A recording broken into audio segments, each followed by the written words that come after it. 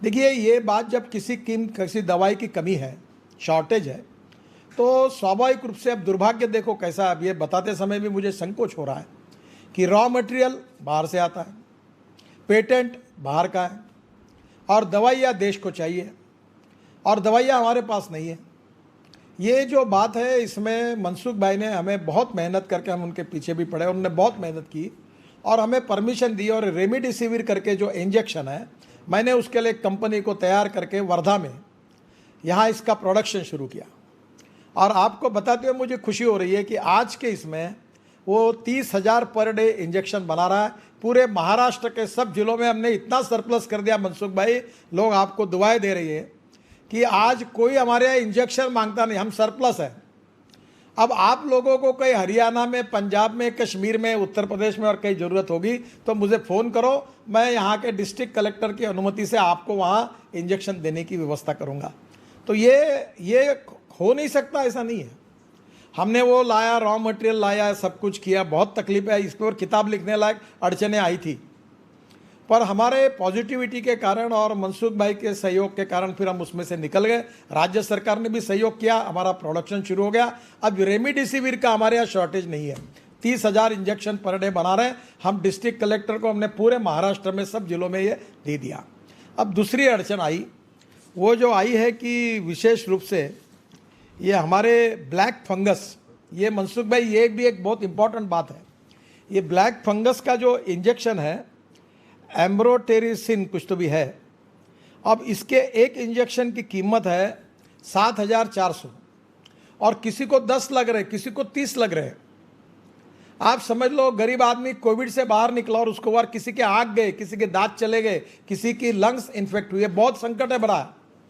लोगों को इसकी अभी पूरी कल्पना नहीं आई है। हमारे यहाँ 5,000 पेशेंट महाराष्ट्र में भी इसके हैं। मुझ नागपुर में 5-7 लोगों के आंखें चली गई है और इसका शॉर्टेज है और ये इंजेक्शन हमारे यहाँ नहीं मिल रहा है। मैंने सभी डॉक्टरों को बुलाया था और मनसुख भाई, हमने इसका भी लाइसेंस मिला है मैन्युफैक्चरिंग का, और वो ड्रग कंट्रोलर से मिल गया। तुरंत ही चालू करो एम्फोटेरिसिन इंजेक्शन बनाने का। सहयोग जो भी आवश्यकता हो मुझे बोलना, मैं मदद करूंगा, जरूरत है बहुत। आपका सहयोग इसलिए चाहिए कि इसका जो रॉ मटेरियल है, क्योंकि बनाने वाले 2-3 ही कंपनियां हैं, तो कल बड़ौदा के एक यूनिट से उसने हमको 1 किलो दिया सिप्ला का निकाल के, वो यहाँ आया है और वो 8 दिन में उसका जो पीरियड है कि 14 दिन का टेस्टिंग लगता था, जैसे आपने रेमडेसिविर के लिए 7 दिन का पीरियड किया है, तो कल वो हमको मिलेगा और 7 दिन में हमारे ये 30-40 हज़ार इंजेक्शन बन जाएंगे। तो हमारे अनेक लोगों की आंखें बचेगी और अनेक लोगों का जान बचेगी। इसमें रॉ मटेरियल जो है वो बड़ौदा की एक कंपनी से हमको मिला है, पर ये रॉ मटेरियल थोड़ा उपलब्ध कराने में अगर आपका मार्गदर्शन और सहयोग मिलेगा तो सबसे बड़ी बात ऐसी है मनसुख भाई कि हमारा यहाँ जो इंजेक्शन तैयार हो रहा है उसकी कीमत केवल 1,600 है और ये जो मार्केट में ये 7,400 का है। तो ये हम लोगों, मैंने ये किया कि CSR में इसके ऊपर 2-3 करोड़ डोनेशन लाकर ये इंजेक्शन खरीद करके कलेक्टर के पास गरीब लोगों को ये दिए। मुझे एक बहुत गंभीर घटना आपको बताना है। डॉक्टर तांबे करके अपने विचार परिवार के हैं, वो बहुत ऑपरेशंस कर रहे हैं, डॉक्टर कापरे और तांबे, बेचारे बड़े डॉक्टर है, वर्ल्ड रिनाउंड डॉक्टर है दोनों, पर एक पैसा अपेक्षा न रखते हुए लोगों की सेवा कर रहे हैं। उन्होंने कहा कि एक 24 साल की लड़की मेरे पास आई और दवाई मार्केट में अवेलेबल नहीं है, तो मैंने उसको कहा मैं तुमको एडमिट नहीं कर सकता, उसको ये फंगस अंदर घुस गया है। अब मेरे सामने मैं देख रहा हूँ कि 10-15 दिन में ये अंधी हो जाएगी और मैं उसके लिए कुछ नहीं कर सकता। ये कहते कहते वो प्रख्यात डॉक्टर बेचारे रोने लगे। तो आज हमारे पास ये जो दवाइयाँ है, कौन सी लग सकती है, इसका प्रोडक्शन हर स्टेट में जॉइंट वेंचर में अनुमति देकर, जैसे महाराष्ट्र में मनसुख भाई जी ने हमको सहयोग किया है, बाकी जगह भी ये इनिशिएटिव लिया जाएगा। तो आज इसमें इमीडिएट कुछ बातें करने लायक है, कुछ मिड टर्म में, कुछ लॉन्ग टर्म है।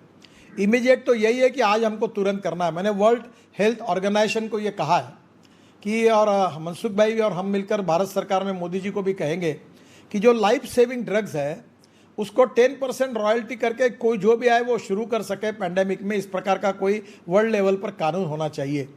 इसको भी इस प्रकार का धंधा होगा तो लोग मरते रहेंगे, ये कब तक होगा। तो स्वाभाविक रूप से ये भी एक महत्वपूर्ण बात है। आखिर यहाँ जब किसी बात की डिमांड ज़्यादा होती है और सप्लाई कम होता है तो प्रॉब्लम क्रिएट होता है। तो ये वैक्सीन वाली कंपनी एक के बजाय 10 लोगों को लाइसेंस दे और रॉयल्टी भी ले, कोई सेवा भावी करके ना करे। और जैसे मैंने ये दवाइयाँ न होने वाली तैयार कर ली, तो वैक्सीन का प्रोडक्शन अगर 10 जगह खुल जाएगा, जैसे हापकिन को इम्पोर्टेंस मिला है, तो मनसुख भाई मेरा अनुरोध है कि आप हर राज्य में 2-2, 3-3 लेबॉर्ट्री ऑलरेडी है। मेरी जानकारी है कि उनकी क्षमता भी है और उनके पास इंफ्रास्ट्रक्चर भी है।